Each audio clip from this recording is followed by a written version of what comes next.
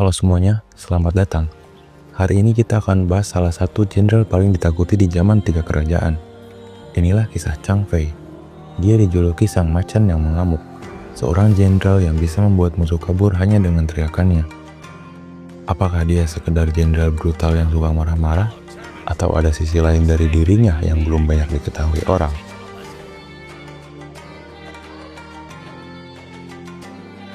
Chang Fei lahir sekitar tahun 167 Masehi di wilayah Hebei. Ia hidup di masa runtuhnya dinasti Han, saat Tiongkok kacau dan dipenuhi konflik antara panglima perang. Chang Fei bukan bangsawan, ia berasal dari rakyat biasa. Bahkan beberapa catatan menyebut dia dulu adalah seorang penjual daging atau peternak. Tapi satu hal yang pasti, sejak muda, Chang Fei dikenal karena fisik yang sangat kuat, suara lantang, dan keberaniannya yang luar biasa. Kisah Chang Fei tak bisa dilepaskan dari dua nama besar lainnya, yaitu Liu Bei dan Guan Yu. Dalam kisah legendaris yang terkenal lewat novel Romance of the Three Kingdoms, ketiganya bersumpah sebagai saudara di Taman Persik. Mereka bersumpah hidup dan mati bersama, memperjuangkan keadilan demi rakyat, dan tidak akan mengkhianati satu sama lain. Chang Fei adalah saudara bungsu dalam sumpah itu.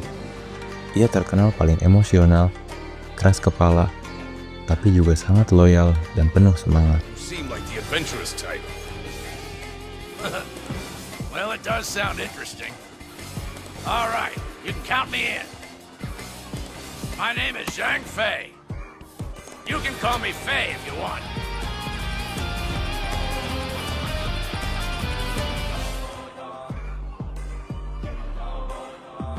Chang Fei bukan hanya bertenaga besar, tapi juga ahli strategi yang tak boleh diremehkan. Salah satu momen paling ikonik adalah ketika ia menahan ribuan pasukan Cao Cao sendirian di jembatan Changban. Dengan hanya beberapa prajurit, Chang Fei berdiri di jembatan sambil berteriak keras, "Aku Chang Fei dari Yan. Siapa yang berani maju?"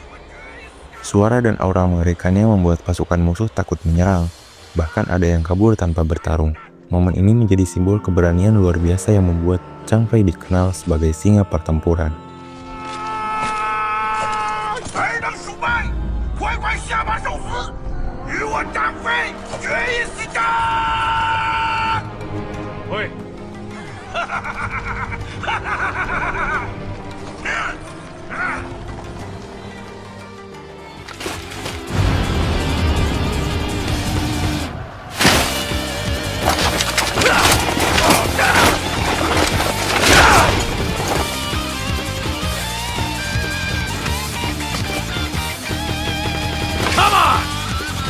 If you're in a hurry to meet your death, Zhang Fei of Yan welcomes you to taste his blade!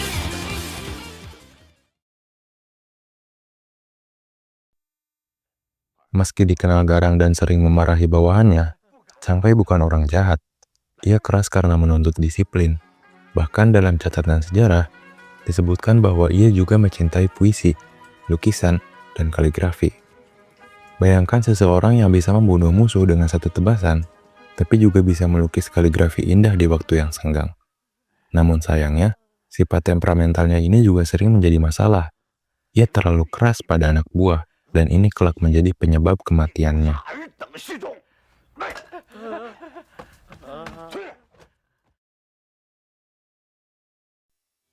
Setelah kematian Guan Yu, Chang Fei sangat marah dan bersumpah membalas dendam terhadap kerajaan Wu. Ia mempersiapkan pasukan untuk menyerang, tapi sifat kasarnya pada prajurit membuat dua bawahannya dendam dan takut. Saat malam tiba, kedua prajuritnya itu menyelinap ke tenda dan membunuh Chang Fei saat ia sedang tidur.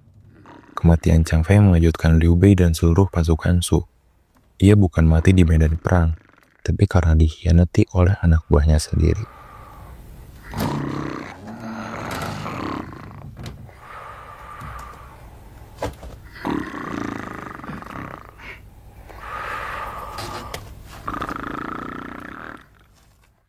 Meski mati tragis, nama Chang Fei tetap abadi.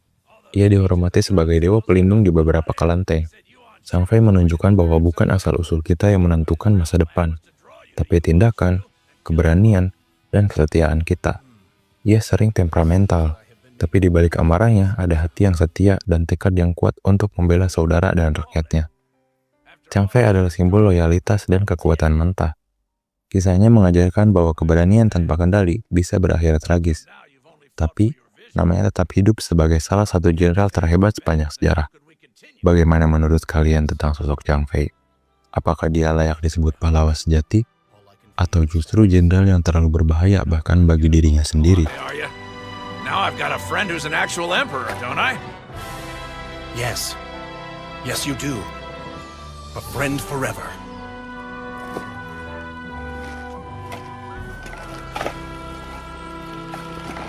Well, see you later. Take care of the Empire.